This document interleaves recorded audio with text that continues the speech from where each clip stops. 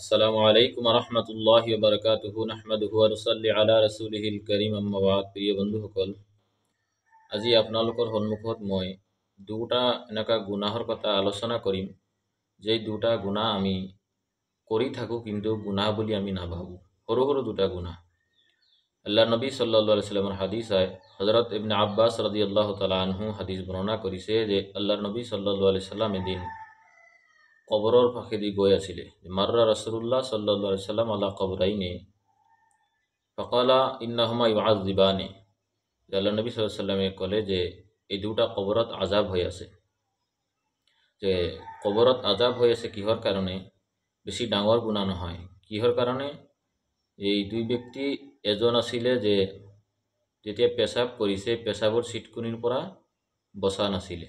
পেচাব যেতিয়া আমি কৰোঁ তো সৰু সৰু চিটুকুনি যেতিয়া এনেকুৱা আহে দেখি পোৱাই নাযায়, আমাৰ গাত কাপোৰত ভৰিত চৰিত লাগি যায়, সেইটো আমি ধ্যানে নিদিওঁ। আৰু এজন আছিলে দুই নম্বৰ যে য়ামশি বিন নামিমা, কি কৰিছিলে? চুগলি কৰিছিলে, গিবত কৰিছিলে, মানুহৰ চুগুল ফুৰাইছিলে। তো আল্লাহ নবী সাল্লাল্লাহু আলাইহি সাল্লামে ক'লে যে এই দুটা গুনাহৰ কাৰণে এই দুই ব্যক্তিৰ কবৰত কি হৈ আছে? আজাব হৈ আছে। তো আল্লাহৰ নবী সাল্লাল্লাহু আলাইহি সাল্লামে হযৰত আব্দুল্লাহ বিন আব্বাস ৰাদিয়াল্লাহু তাআলা আনহুক ক'লে যে খেজুৰৰ কেঁচা ডাল আনিব ক'লে। আনিলে আল্লাহ নবী সাল্লাল্লাহু আলাইহি সাল্লাম মাজত ভাঙি কেনে আধা আধা কৰি কেনে দুটা কবৰত পুতি দিলে আৰু ক'লে লাআল্লাহুমা ইউখাফফাফানি, যে আশা কৰা যায় যে এই খেজুৰৰ ডাল যেতিয়ালৈকে নুশুকাব, কেঁচা থাকিব, তেতিয়ালৈকে আল্লাহ তাআলাই কবৰৰ আজাব হালকা কৰি দিব পাৰে। তো হাদিস হ'ল এইটো, আবু দাউদ শৰীফৰ হাদিস। তো এতিয়া এই হাদিসৰ পৰা আমি কি সবক হাসিল কৰিম? আমি চাওক, যেতিয়া পেচাব কৰিব যাওঁ আমাৰো গাত বহুত ভৰিত চিটুকুনি আহি যায়, কিন্তু আমি ধ্যান নিদিওঁ। চাওক, এই সৰু সৰু দুটা গুনাহৰ কাৰণে আমাৰ কবৰত কি হ'ব? আজাব হ'ব। তো আমি যেতিয়া পেচাব কৰিম বহুত ধ্যান দি কেনে, যাতে গুৰুত্ব দি কেনে পেচাব কৰোঁ, যাতে পেচাবৰ চিটুকুনি যাতে আমাৰ গাত নালাগে, কাপোৰত নালাগে। দুই নম্বৰ কথা, আমি যাতে গিবত নকৰোঁ, চুগলি নকৰোঁ কাৰো।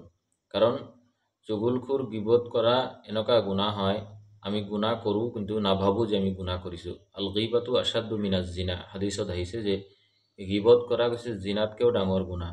কিহৰ কাৰণে? এজন মানুহে যদি জিনা কৰে, সেই ব্যক্তিয়ে ভাবিব যে মই গুনাহ কৰিলোঁ, তো সি তওবা কৰাৰ কাৰণে ভাবিব। কিন্তু গিবত এনেকুৱা এটা গুনাহ হয়, মানুহ কৰে গুনাহ কিন্তু নাভাবে যে মই গুনাহ কৰিছোঁ, তওবাৰ কথা নাভাবে। সেইকাৰণে আল গিবাতু আশাদ্দু মিনাজ জিনা হাদিছত আহিছে যে গিবত কৰা হৈছে জিনাতকৈও ডাঙৰ গুনাহ হয়।